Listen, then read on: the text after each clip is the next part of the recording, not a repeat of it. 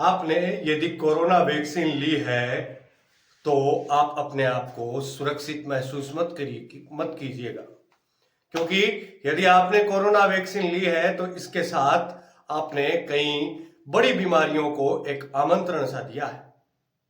अब आप सोच रहे होंगे कि मैं ये बातें क्यों कर रहा हूं।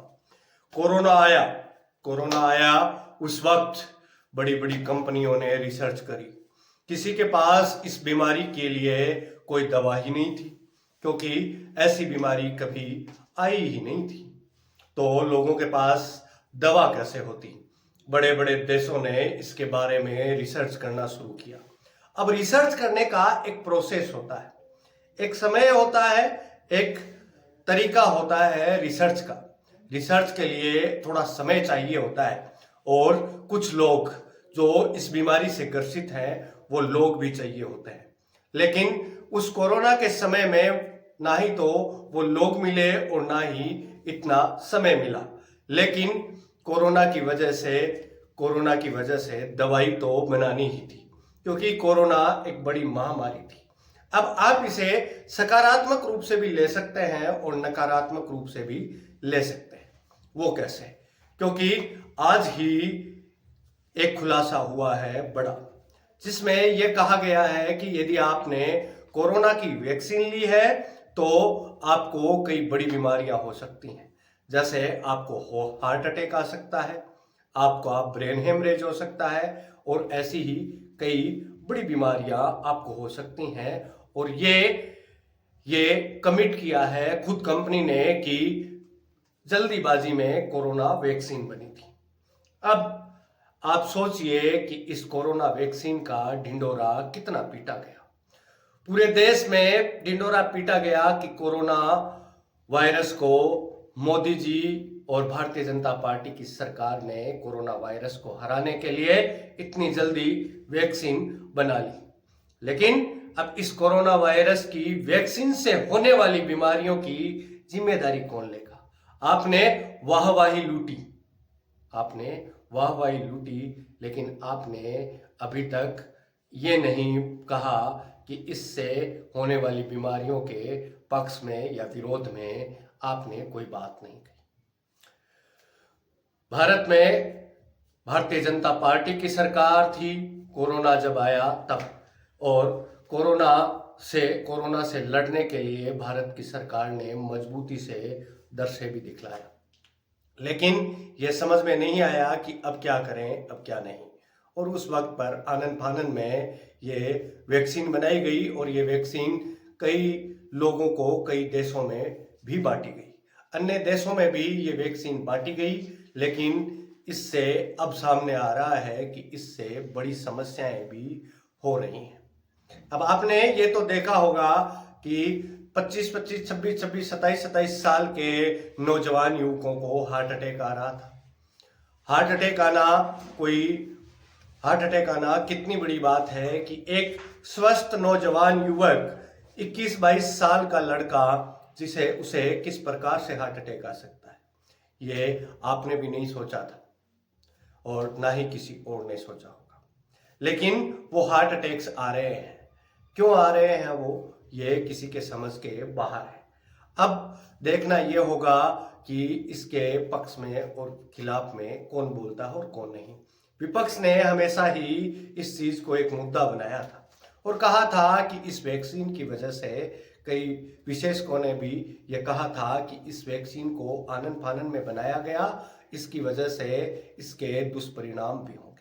और यदि ये तो आपको भी मालूम है कि यदि कोई चीज इतनी जल्दी इतने आनन फानन में बनाई जाती है तो उसके दुष्परिणाम होंगे ही होंगे।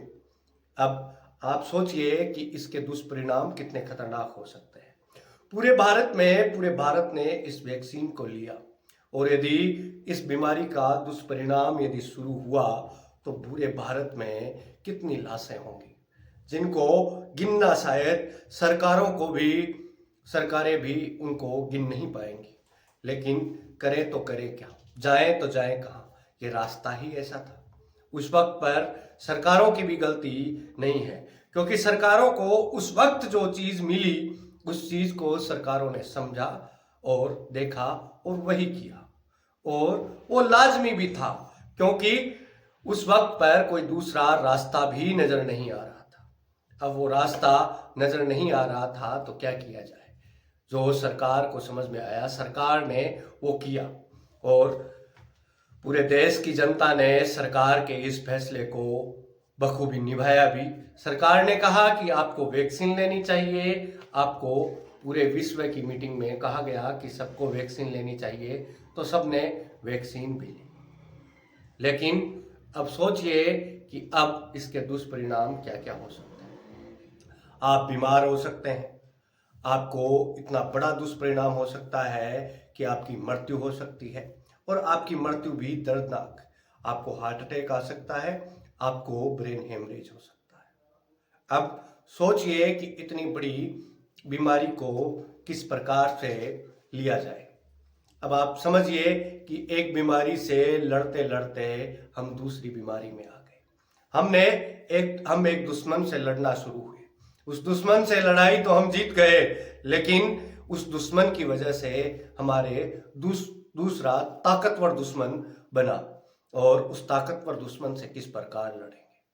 अब यह भी सरकारों को सोचना चाहिए, सरकारों को इस पर काम अभी से शुरू करना चाहिए कि इस दूसरे दुश्मन से हम कैसे लड़ेंगे। कोरोना की जो दवाई हमें दी गई, कोरोना की दवाई जो हमने बांटी पूरे देश में, उस दवाई से यदि दुष्परिणाम हो रहे हैं तो उन दुष्परिणामों को हम किस प्रकार रोक सकते हैं, उन दुष्परिणामों से हम किस प्रकार लड़ सकते हैं, उस दुष्परिणामों की लड़ाई हम किस प्रकार लड़ेंगे। ये सरकारों को एक रोड मैप बनाना चाहिए, और सरकारों को इस दुष्परिणामों को, अब बहुत समय हो गया कोरोना जैसी महामारी से लड़ते हुए, अब बहुत समय हो गया। अब इसके ऊपर एक रिसर्च होना चाहिए कि ये बीमारी जन्मी है, उपजी है, तो इसकी लड़ाई अब हम किस प्रकार से लड़ेंगे। इस बीमारी से लड़ते लड़ते हम एक भंवर जाल से निकलकर दूसरे भंवर जाल में पहुंचे हैं, तो इस चक्रव्यूह से हमें कैसे निकलना होगा, ये सरकारों को सोचना होगा, सरकारों को इस पर काम करना होगा। मेरा सरकार के वासिंदों से निवेदन है कि यदि आप इस वीडियो को देख रहे हैं तो जल्द से जल्द काम शुरू करें, ताकि विश्व में कई जानें बचाई जा सके। अब किसी ने कोरोना वैक्सीन ली और 21-22 साल के लड़के को हार्ट अटैक आया या ब्रेन हेमरेज हुआ, तो ये तो कोरोना से भी बड़ी महामारी साबित हो सकती है। तो चलिए, आज के लिए इतना ही। हम मिलते हैं किसी दूसरे वीडियो में। तब तक के लिए आप देखते रहे दैवबम्बार्ड, और आप मेरा इंतजार कीजिएगा, मैं आपका इंतजार करूंगा। और यदि अब तक आपने दैवबम्बार्ड को सब्सक्राइब नहीं किया है तो अभी जाइए और दैवबम्बार्ड को सब्सक्राइब कीजिए। और आपने यदि सब्सक्राइब कर लिया है तो आपका बहुत बहुत धन्यवाद। और अभी मैं आपसे विदा लेता हूं। आप यहां तक आए इसके लिए आपका धन्यवाद, आभार।